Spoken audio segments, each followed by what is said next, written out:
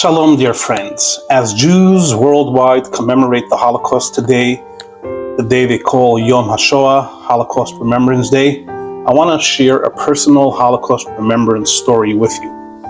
My maternal grandmother, Rebbetzin Shoshy A, of blessed memory, was a true Holocaust survivor and showed me the numbers tattooed in her arm that represented her membership in the Auschwitz concentration camp. I saw this with my own eyes. And she told me the following story. She said, "You know, Zalman, my grandchild, that when I came out of Auschwitz, I was naked without a brother, without a sister, without a living relative. And so was my husband, your Zaidi, your grandfather. And we both went naked to our chuppah. Only God was escorting us. But I want to tell you not a story about being in Auschwitz, but rather of leaving it." And she says that as she was liberated from Auschwitz, gunshots started flying in the air, and all the emaciated, skeleton-like leftover survivors fell to the ground to survive the last scare. And she said, I fell on my stomach as well, and there were so many shots in the air that I looked up to God, and I said, vocally, I said, "God, save me. You got me through till now. I'm about to leave this dreadful hell on earth, this purgatory, this suffering. Don't take me the last moment."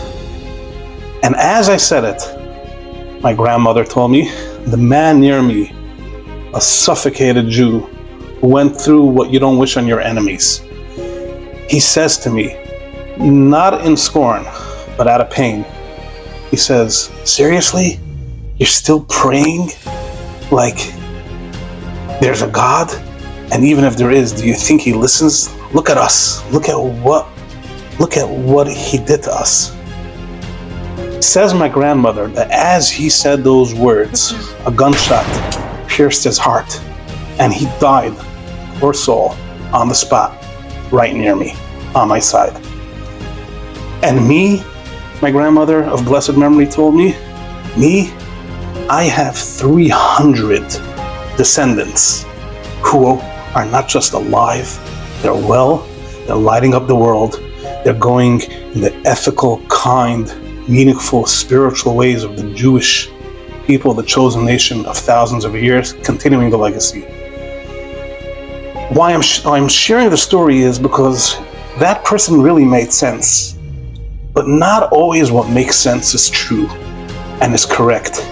He spoke logic, but there's moments in life where you're supposed to ignore the logic and know what you believe in. Especially a Jew believes in God, even in the worst of circumstances. So whether it's in your private life or it's about Israel, remember that you pray, you believe in God. If it doesn't add up in the logic, it still doesn't mean it's not right. Quite on the contrary, you have to ignore the science when it comes to the true principles of life and existence of your Creator, that you're a Jew. And even, well, if you're a non-Jew, you have special laws to follow, the 7 Noahide laws that God gave at Sinai when he gave the 613 laws to the Jews. And you could pray, and you could be kind, and I wish peace upon the world, on all sides of the aisle, Middle East, the West, and that the long-awaited righteous Moshiach, the true Jewish Redeemer, who's not just going to be a Jewish Redeemer, be a Redeemer of all mankind from strife, who's going to bring peace and abundance and tranquility and revelation of open revealed godliness and goodness in the earth speedily in our days. God bless you all.